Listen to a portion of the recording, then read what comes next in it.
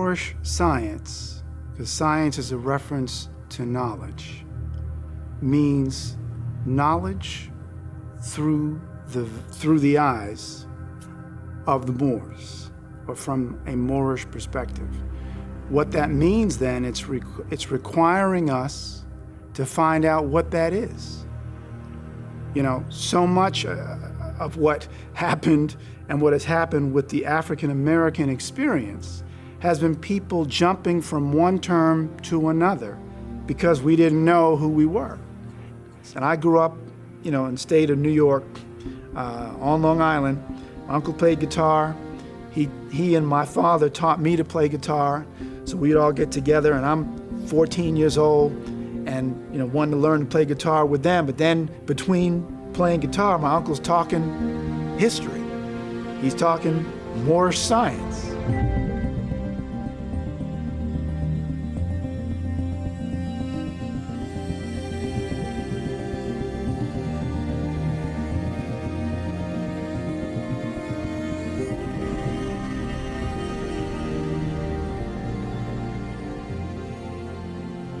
My father, who was born in Cuba, basically would say to him, "Oh yeah, I know about the Moors.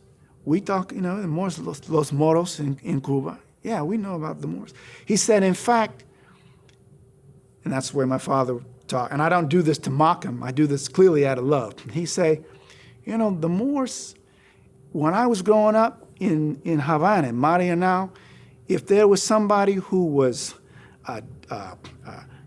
dark complexion, you know, a rich dark complexion," he said, "if the person was smart, if the person was a good person, we call him el moro."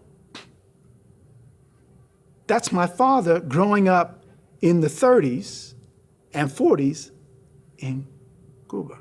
So he was saying at that time, the understanding was that you called somebody who was distinctly, if you will, African, a Moor, if that person was on a higher level, if you will, of being respected than everybody else, right?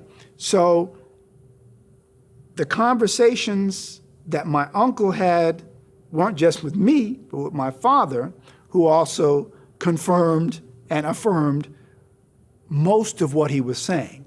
And although my father was raised, or certainly baptized as a Catholic, because most Cubans were, he still saw the value of what my uncle was saying about contributions coming from the Islamic world.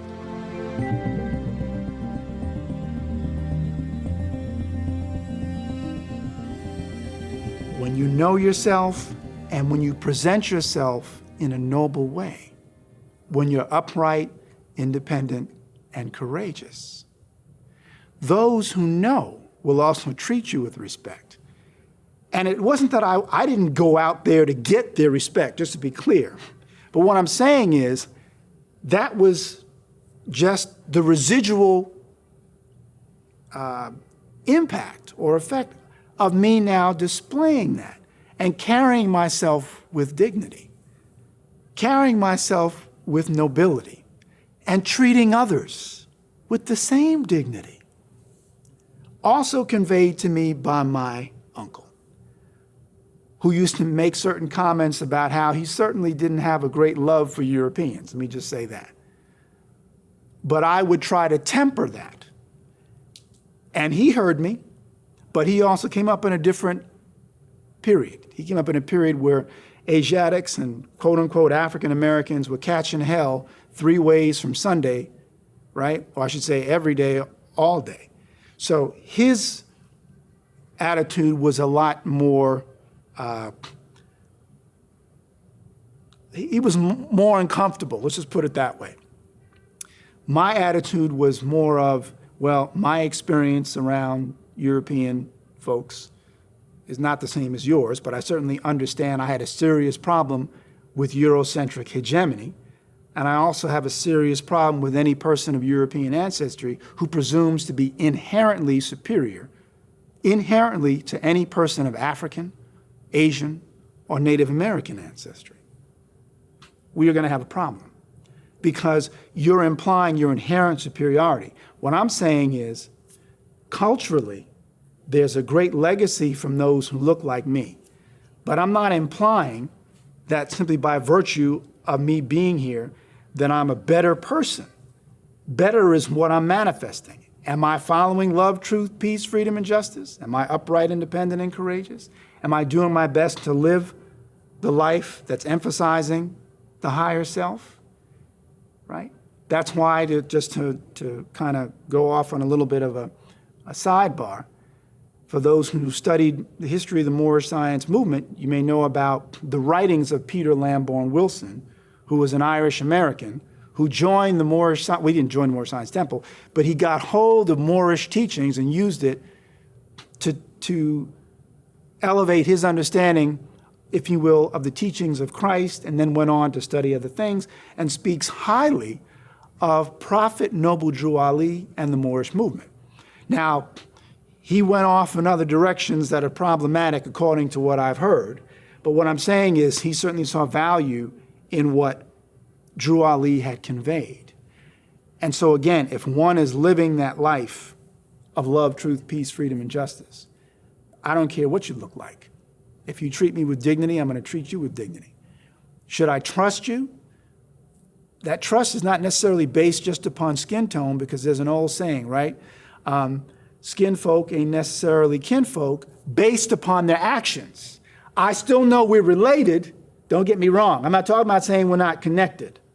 I'm saying knowing that there's a lot of tragic Negroes, there are a lot of amnesiac black folks who don't know what they're doing. I have to be careful in dealing with folk. That's why this is a divine and national movement. The divine is to elevate us ethically. The national is to elevate us within the existing political structure.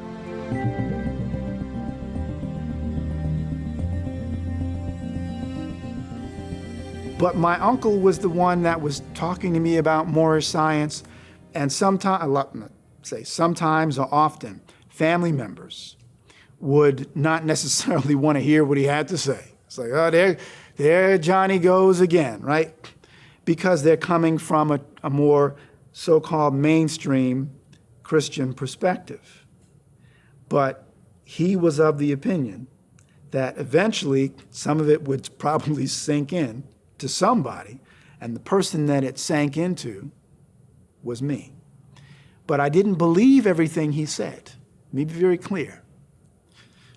My uncle would say things like, everything comes out of you. And he'd say that a number of times at family gatherings for Christmas and Thanksgiving and barbecues and different things at the house, or just jamming sessions, right, on the guitar and singing and so forth. I heard it. I'm 13, I'm 12, I don't know what I'm a precocious child, and I don't say this to be braggadocious, but I was a little faster intellectually than most, but I still couldn't put into place everything that he was saying, but I was registering it and being attentive. And then listening to my Uncle Johnny, who recommended J.A. Rogers, Joel Augustus Rogers, who was a prominent Jamaican-born historian who came to the United States, was fluent in at least 3 languages, I think it might have even been 4, lived in France, lived in Germany, basically wrote Nature Knows No Color Line, several volumes of Sex and Race, Africa's Gift to America. I had all of that because my uncle had told me to read it because he said it would start to have me look differently at what I was getting in the mainstream. And turns out my first book that, after I asked for a Rogers book, was From Superman to Man, which was one of J.E. Rogers' books that was given to me when I was 15 by my elder brother Mario as a birthday gift. I read that book. I was more inclined and then listened to what my uncle was saying, but I still wasn't sure of everything he was conveying.